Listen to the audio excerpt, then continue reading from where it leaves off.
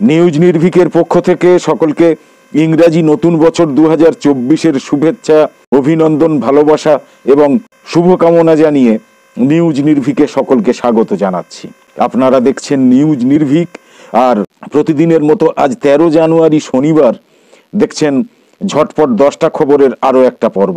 আজ প্রথমেই আন্তর্জাতিক খবরে থাকছে বাংলাদেশে নতুন করে নির্বাচনের আহ্বান জানিয়ে 6টা আন্তর্জাতিক সংগঠন যৌথ বিবৃতি জারি করেছে। নিউজ নির্ভীকের ঝটপট 10টা খবরের প্রথম এই খবর ছাড়াও সাথে সাথে আন্তর্জাতিক, জাতীয় এবং আঞ্চলিক মিলিয়ে, অর্থাৎ প্রথমে বিশ্বের খবর, তারপর জাতীয় অর্থাৎ ভারতের খবর এবং সবশেষে আঞ্চলিক অর্থাৎ পশ্চিমবঙ্গের খবর মিলিয়ে আরও গুরুত্বপূর্ণ যে খবরগুলো থাকছে সেগুলো হলো, বিবিসির ইন্টারন্যাশনাল এডিটর জেরেমি বোয়েন বলেছেন গাজা যুদ্ধ মধ্যপ্রাচ্যে ছড়িয়ে পড়েছে। আল জাজিরার বিশ্লেষণে বলা হয়েছে, ইয়েমেনে হামলা চালানোর মধ্যে দিয়ে বাইডেন কি সংবিধান লঙ্ঘন করলেন? গাজায় ইসরায়েলি সেনাদের গণহত্যা এবং মানবতা বিরোধী অপরাধের জন্য ইসরায়েল সরকারের নিন্দা জানিয়েছেন ফিলিস্তিনের মানবাধিকার বিষয়ক জাতিসংঘের বিশেষ প্রতিনিধি ফ্রান্সিসকা আলবানিজ। ইয়েমেনে মার্কিন হামলার তীব্র নিন্দা জানিয়ে তুর্কি প্রেসিডেন্ট রজব তাইয়েব এরদোগান বলেছেন বেশিরভাগ ক্ষেপণাস্ত্র ধ্বংস করে দিয়েছে ইয়েমেন। গাজাবাসীর প্রতি সংহতি জানিয়ে সিরিয়ায় মার্কিন ঘাঁটি এবং ইসরায়েলের এইলাত বন্দরে হামলা চালিয়েছে ইরাকের প্রতিরোধ আন্দোলন। ইসরায়েলকে তুলোধনা করে জাতিসংঘে নিযুক্ত চীনের রাষ্ট্রদূত ঝ্যাং জুন বলেছেন ইয়েমেনে ব্রিটিশ মার্কিন হামলা আঞ্চলিক উত্তেজনা বাড়াবে। চীনের সঙ্গে উত্তেজনা বৃদ্ধির মধ্যেই আজ তাইওয়ানে অনুষ্ঠিত হচ্ছে প্রেসিডেন্ট নির্বাচন। কংগ্রেস নেতা সচিন পাইলট বলেছেন কোনো রাজনৈতিক দলই শংসাপত্র দিতে পারে না যে কে রাম ভক্ত আর কে রাম ভক্ত নয়। বিশ্বাস ব্যক্তিগত ব্যাপার, বিজেপির কাছ থেকে কংগ্রেস হিন্দুত্বের পাঠ নেবে না। নীতিশ কুমারকে ছাপিয়ে ইন্ডিয়া জোটের চেয়ারপারসন হয়েছেন কংগ্রেস সভাপতি মল্লিকার্জুন খাড়গে। তরুণীদের পিছু ধাওয়ার অভিযোগ তুলে সাধুদের মারধর এবং গাড়ি ভাঙচুরের ঘটনায় 2টো পৃথক মামলা রুজু করেছে পুরুলিয়ার কাশীপুর থানার পুলিশ। সব মিলিয়ে নিউজ নির্ভীকের ঝটপট 10টা খবরের আজকের পর্বে দেখে নিন এমনই সব গুরুত্বপূর্ণ কম বেশি 10টা খবর। বাংলাদেশে নতুন করে নির্বাচনের আহ্বান জানিয়ে 6টা আন্তর্জাতিক সংগঠন যৌথ বিবৃতি জারি করেছে। বাংলাদেশের রাজনৈতিক বন্দীদের মুক্তি দিয়ে নতুন করে জাতীয় নির্বাচন অনুষ্ঠানের আহ্বান জানিয়েছে বৈশ্বিক ও আঞ্চলিক 6টা নাগরিক সংগঠন। এই আহ্বান জানিয়ে গতকাল শুক্রবার একটা যৌথ বিবৃতি দিয়েছে সংগঠনগুলো। বিবৃতিতে গত 7 জানুয়ারি অনুষ্ঠিত বাংলাদেশের দ্বাদশ জাতীয় সংসদ নির্বাচন নিয়ে গভীর উদ্বেগ জানানো হয়েছে। বলা হয়েছে এই নির্বাচন যথাযথ বা প্রতিদ্বন্দ্বিতামূলক কোনোটাই হয়নি। গণতান্ত্রিক মূল্যবোধ সমূহ এবং আন্তর্জাতিক নির্বাচনী মানদণ্ড মেনে এই নির্বাচন হয়েছে কিনা সে বিষয়েও গুরুতর প্রশ্ন উঠেছে।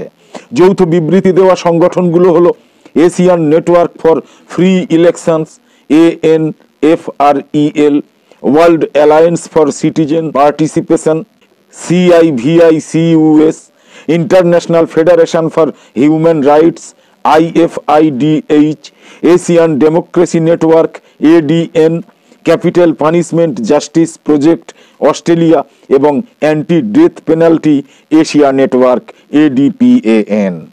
সংগঠনগুলো বলেছে এমন বহু খবর এবং তথ্য প্রমাণ আছে যেগুলো নির্বাচনের আগে এবং নির্বাচনের দিন ব্যাপক অনিয়মের চিত্র দেয়।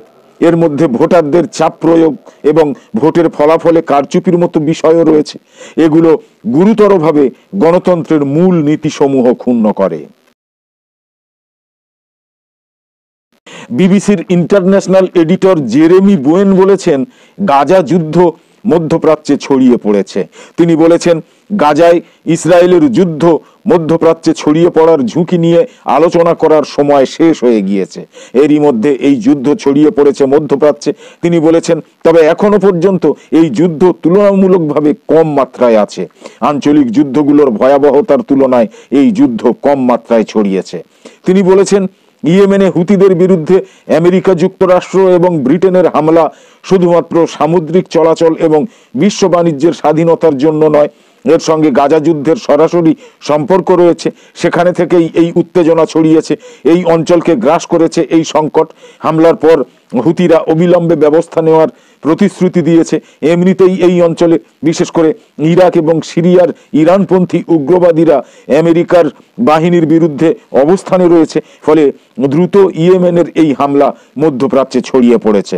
যদি এই ধারা অব্যাহত থাকে এবং মার্কিন বাহিনী যদি প্রতিশোধ নেয়, তাহলে ইসরায়েল এবং হিজবুল্লার মধ্যে সর্বাত্মক যুদ্ধ এড়ানোর মার্কিন কূটনীতি কঠিন হয়ে পড়বে। উল্লেখ্য যে ইরান সমর্থিত হিজবুল্লাহ বড় রকম রাজনৈতিক শক্তিও হয়ে উঠেছে।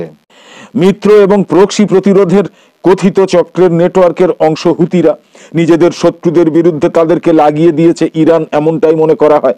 তারা ইরান থেকে স্পর্শকাতর বা অত্যাধুনিক অস্ত্র পাচ্ছে। হুতিকে তেহরানের প্রক্সি হিসাবে দেখার চেয়ে মিত্র হিসাবে দেখাই উত্তম। জেরেমি বোয়েন লিখেছেন, ইয়েমেনে হুতিদের সঙ্গে কিছুটা সময় একান্তে কাটিয়েছি। তারা মানসিকভাবে উচ্চমাত্রায় স্বাধীন বলে মনে করে নিজেদের। তারা যুক্তরাষ্ট্রের সঙ্গে যুদ্ধে জড়িয়ে পড়তে চায়, এই যুদ্ধের অংশ হতে চায় তারা। তাদের সক্ষমতাকে বৃদ্ধি করেছে ইরান, তাদেরকে অস্ত্র দিয়েছে। এর মধ্যে আছে জাহাজ বিধ্বংসী ক্ষেপণাস্ত্র, ব্যালিস্টিক ক্ষেপণাস্ত্র, ড্রোন হামলার পাশাপাশি এইসব ক্ষেপণাস্ত্র ইসরায়েলের দিকে ছুঁড়েছে তারা। ইউক্রেনের বিরুদ্ধে ব্যবহারের জন্য একই রকম অস্ত্র রাশিয়াকেও দিয়েছে ইরান। আল জাজিরার বিশ্লেষণে বলা হয়েছে, ইয়েমেনে হামলা চালানোর মধ্যে দিয়ে বাইডেন কি সংবিধান লঙ্ঘন করলেন? ইয়েমেনে হুতি বিদ্রোহীদের বিভিন্ন সামরিক স্থাপনা লক্ষ্য করে হামলা চালিয়েছে আমেরিকা যুক্তরাষ্ট্র। গত বৃহস্পতিবার রাতে এইসব হামলা চালানো হয়েছে। মার্কিন বিমান বাহিনী এক বিবৃতিতে বলেছে, ইরান সমর্থিত হুতিদের 16টা অবস্থানের 7টার বেশি লক্ষ্যবস্তুতে হামলা চালানো হয়েছে। এইসব লক্ষ্যবস্তুর মধ্যে রয়েছে তাদের নেতৃত্ব এবং নিয়ন্ত্রণ কেন্দ্র, যুদ্ধাস্ত্রের ডিপো, উৎক্ষেপণ ব্যবস্থা, অস্ত্র উৎপাদন কারখানা এবং বিমান প্রতিরক্ষা রাডার সিস্টেম। মার্কিন প্রেসিডেন্ট জো বাইডেন বলেছেন, যুক্তরাজ্যের সঙ্গে যৌথভাবে চালানো এই হামলার অর্থ হলো আমেরিকা যুক্তরাষ্ট্র এবং তার মিত্ররা লোহিত সাগরে চলা জাহাজে হুতিদের হামলা সহ্য করবে না। মার্কিন এই অভিযানে কানাডা, অস্ট্রেলিয়া, বাহরাইন এবং নেদারল্যান্ডসের সমর্থন রয়েছে।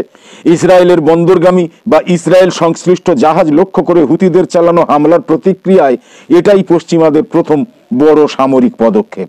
হুতিদের হামলা বৈশ্বিক শিপিং ব্যবস্থার জন্য গুরুতর হুমকি হয়ে উঠেছে। এর জেরে এরই মধ্যে মায়ার্সকের মতো বৃহৎ কোম্পানি লোহিত সাগরে তাদের জাহাজ চলাচল স্থগিত করেছে।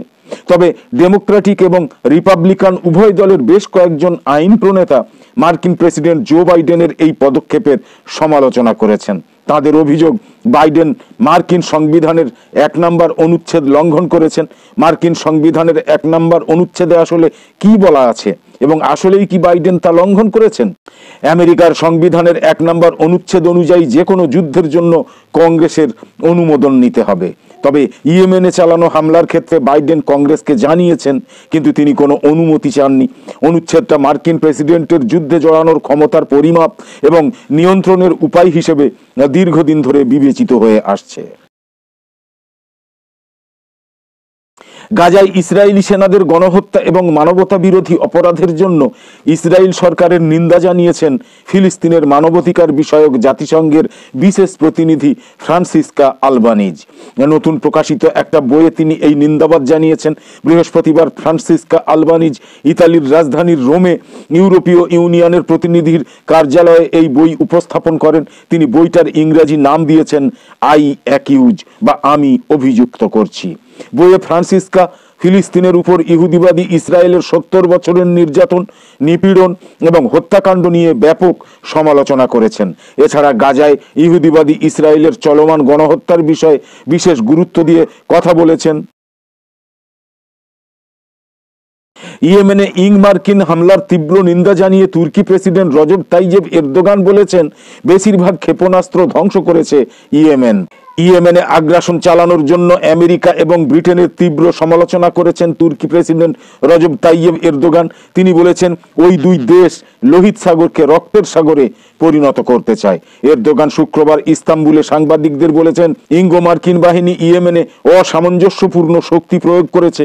তিনি গাজা উপত্যকায় একই ধরনের শক্তি প্রয়োগের জন্য ইহুদিবাদী ইসরায়েলকে অভিযুক্ত করেছেন। গাজাবাসীর প্রতি সংহতি জানিয়ে সিরিয়ায় মার্কিন ঘাঁটি এবং ইসরায়েলের এইলাত বন্দরে হামলা চালিয়েছে ইরাকের প্রতিরোধ আন্দোলন। লেবাননের আল মায়াদিন টেলিভিশন স্থানীয় সূত্রগুলোর বরাত দিয়ে এই খবর জানিয়ে বলেছে, সিরিয়ার পূর্বাঞ্চলীয় দেইর আজ-জোর প্রদেশে অবস্থিত একটা মার্কিন ঘাঁটি এবং ইসরায়েলের গ্যালিলি অঞ্চল ও এইলাত বন্দরে হামলা চালানো হয়েছে। ইরাকের প্রতিরোধ যোদ্ধারা শুক্রবার রাতে সিরিয়ার কনকা গ্যাস ক্ষেত্রের কাছে অবস্থিত একটা মার্কিন ঘাঁটিতে এক ঝাঁক রকেট নিক্ষেপ করেন। তবে হামলায় কী ধরনের ক্ষয়ক্ষতি বা হতাহতের ঘটনা ঘটেছে তা তাৎক্ষণিকভাবে জানা যায়নি। ইসরায়েলকে তুলোধনা করে জাতিসংঘে নিযুক্ত চীনের রাষ্ট্রদূত ঝ্যাং জুন বলেছেন, ইয়েমেনে ব্রিটিশ মার্কিন হামলা আঞ্চলিক উত্তেজনা বাড়াবে। জাতিসংঘে নিযুক্ত চীনের রাষ্ট্রদূত ঝ্যাং জুন বলেছেন, ইয়েমেনের ওপর আমেরিকা এবং ব্রিটেনের সেনারা যে হামলা চালাচ্ছে তাতে অবধারিতভাবে আঞ্চলিক উত্তেজনা বেড়ে যাবে। এই হামলার মারাত্মক পরিণতি সম্পর্কেও তিনি সতর্ক করেছেন। চীনের সঙ্গে উত্তেজনা বৃদ্ধির মধ্যেই আজ তাইওয়ানে অনুষ্ঠিত হচ্ছে প্রেসিডেন্ট নির্বাচন। আজ 13ই জানুয়ারি নতুন প্রেসিডেন্ট নির্বাচন করতে ভোট দিচ্ছেন তাইওয়ানের সাধারণ জনগণ। সাম্প্রতিক সময়ে চীনের সঙ্গে দ্বীপটার উত্তেজনা যে কোনো সময়ের তুলনায় সর্বোচ্চ পর্যায়ে পৌঁছেছে। দক্ষিণ চীন সাগর এবং তাইওয়ান প্রণালীতে ব্যাপক সামরিক আনাগোনা বাড়িয়েছে বেইজিং। এরই মধ্যে নিজেদের ভবিষ্যৎ নেতা নির্বাচন করতে চলেছেন তাইওয়ানের মানুষ। বর্তমানে তাইওয়ানের প্রেসিডেন্ট সাই ইং ওয়েন দ্বীপটার প্রথম একজন মহিলা প্রেসিডেন্ট। তিনি 2016 এবং 2020 সালের নির্বাচনে জয়লাভ করেছেন। এখন তার দ্বিতীয় মেয়াদ শেষ হওয়ার পর নতুন কাউকে বেছে নিচ্ছেন তাইওয়ানের জনগণ। সাই ডেমোক্রেটিক প্রোগ্রেসিভ পার্টির সদস্য, দলটাকে অপছন্দ করে চীন। এই দল তাইওয়ানের স্বাধীনতার পক্ষে সবথেকে বেশি সক্রিয়। উল্টো দিকে চীন তাইওয়ানকে নিজের একটা অংশ হিসাবে দেখে থাকে। কংগ্রেস নেতা সচিন পাইলট বলেছেন, কোনো রাজনৈতিক দলই শংসাপত্র দিতে পারে না যে কে রামের ভক্ত আর কে রামের ভক্ত নয়। বিশ্বাস ব্যক্তিগত ব্যাপার। বিজেপির কাছ থেকে কংগ্রেস হিন্দুত্বের পাঠ নেবে না। রাম মন্দির প্রসঙ্গে বিজেপির সমালোচনার জবাবে সচিন পাইলট এই কথা বলেছেন। রাম মন্দির উদ্বোধন অনুষ্ঠানের আমন্ত্রণপত্র ফেরাতেই কংগ্রেসকে নিশানা করেছে গেরুয়া শিবির, পাল্টা বিজেপিকে নিশানা করেছে গ্র্যান্ড ওল্ড পার্টি। কেন্দ্রীয় মন্ত্রী প্রহ্লাদ যোশীর অভিযোগ, তোষণের রাজনীতি করতে গিয়ে কংগ্রেস লাগাতার হিন্দু বিশ্বাসের বিরুদ্ধাচরণ করে চলেছে। গত 2-4 দশকে যতবারই রাম মন্দিরের প্রসঙ্গ এসেছে প্রতিবারই তার বিরোধিতা করেছে কংগ্রেস। এমনকি এও বলেছে রাম কাল্পনিক চরিত্র। বর্তমানে কংগ্রেস পার্টি তোষণের তুঙ্গে পৌঁছে গিয়েছে। পাল্টা কংগ্রেসের তরফে জাতীয় কর্মসমিতির সদস্য সচিন পাইলট গেরুয়া শিবিরকে আক্রমণের নিশানা করে বলেছেন, বিজেপির কাছ থেকে কংগ্রেস হিন্দুত্বের পাঠ নেবে না। তারা কি সনাতনীদের ঠিকাদারি নিয়ে রেখেছে নাকি? সংবিধান সকল ভারতবাসীকে নিজের ধর্ম পালনের অধিকার দিয়েছে। বিজেপি আসলে ভোটের ময়দানে বিভাজনের রাজনীতি করতে নেমেছে। রাম মন্দির উদ্বোধনে যাবে না বলে সিদ্ধান্ত নেয় কংগ্রেস। তারা বলেছে, মন্দির উদ্বোধনকে কেন্দ্র করে বিজেপি এবং সংঘ পরিবার রাজনীতি করছে। এই অনুষ্ঠানটা তাদের, তাই সম্মানের সঙ্গে আমন্ত্রণ প্রত্যাখ্যান করা হচ্ছে বলে জানিয়েছে শতাব্দী প্রাচীন দল কংগ্রেস। ইন্ডিয়া জোটের একের পর এক শরিক মন্দির উদ্বোধনে না যাওয়ার সিদ্ধান্তে ব্যাকফুটে চলে পদ্ম শিবির। কারণ মন্দির উদ্বোধনকে কেন্দ্র করে কেন্দ্রীয় সরকার এবং বিজেপির রাজনীতি সহজভাবে নিচ্ছে না জড়িত অনেক সংগঠন। তাই বিপাকে পড়ে কংগ্রেস এবং তৃণমূল সহ ইন্ডিয়া জোটের শরিকদের আক্রমণে নেমেছে গেরুয়া শিবির। নীতিশ কুমারকে ছাপিয়ে ইন্ডিয়া জোটের চেয়ারপারসন হলেন কংগ্রেস সভাপতি মল্লিকার্জুন খাড়গে। শনিবারের বৈঠকে আলোচ্য বিষয় ছিল একজনকে আহ্বায়ক বা চেয়ারপারসন ঠিক করা। বিহারের মুখ্যমন্ত্রী নীতিশ কুমারের নামই সবচেয়ে বেশি আলোচনায় ছিল, কিন্তু সূত্রের খবর নীতিশ কুমারের নাম প্রস্তাবিত হলেও তিনি নিজেই সেগুলো অস্বীকার করেন। শেষ পর্যন্ত কংগ্রেস সভাপতি খাড়গেকেই চেয়ারপারসন করে ইন্ডিয়া জোট। শনিবারের ভার্চুয়াল বৈঠকে যোগ দেয়নি তৃণমূল কংগ্রেস। ইন্ডিয়া জোটের আগের বৈঠক হয়েছিল 19শে ডিসেম্বর। সেখানে রাজ্যের মুখ্যমন্ত্রী এবং তৃণমূল সুপ্রিমো মমতা বন্দ্যোপাধ্যায় প্রস্তাব দিয়েছিলেন যে খাড়গেকে বিরোধীদের প্রধানমন্ত্রী পদপ্রার্থী হিসাবে ঘোষণা করা হোক। মমতার প্রস্তাবে সম্মতি দিয়েছিলেন আম আদমি পার্টির প্রধান তথা দিল্লির মুখ্যমন্ত্রী অরবিন্দ কেজরিওয়ালও। যদিও চূড়ান্ত কোনো সিদ্ধান্ত হয়নি। একাধিক দলের দাবি ছিল একজনকে আহ্বায়ক বা চেয়ারপারসন করা হোক, সেই দায়িত্ব কংগ্রেস সভাপতিকেই দেয়া হলো। তরুণীদের পিছু ধাওয়ার অভিযোগ তুলে সাধুদের মারধর এবং গাড়ি ভাঙচুরের ঘটনায় দুটো পৃথক মামলা রুজু করেছে পুরুলিয়ার কাশীপুর থানার পুলিশ। পুলিশ জানিয়েছে, গৌরাঙ্গডি গ্রামের এক বাসিন্দার অভিযোগের ভিত্তিতে 3 জন সাধু সহ 5 জনের বিরুদ্ধে নিগ্রহের চেষ্টার একটা মামলা রুজু করা হয়েছে। অন্যদিকে আক্রান্ত এক সাধুর অভিযোগে গৌরাঙ্গডি এলাকার অজ্ঞাত পরিচয় 150 জনের বিরুদ্ধে গাড়ি থামিয়ে মারধর এবং ভাঙচুরের মামলা রুজু হয়েছে। এই ঘটনায় গ্রেপ্তার হয়েছে 12 জন অভিযুক্তকে শনিবার রঘুনাথপুর আদালতে তোলার কথা।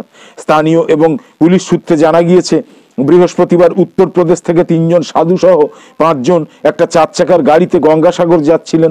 মাঝপথে ওই গাড়িটা কাশীপুর থানার গৌরাঙ্গডি মোড়েতে থামে। স্থানীয়দের অভিযোগ, সেখানে 3 জন তরুণী সাইকেল নিয়ে বাড়ি ফিরছিলেন।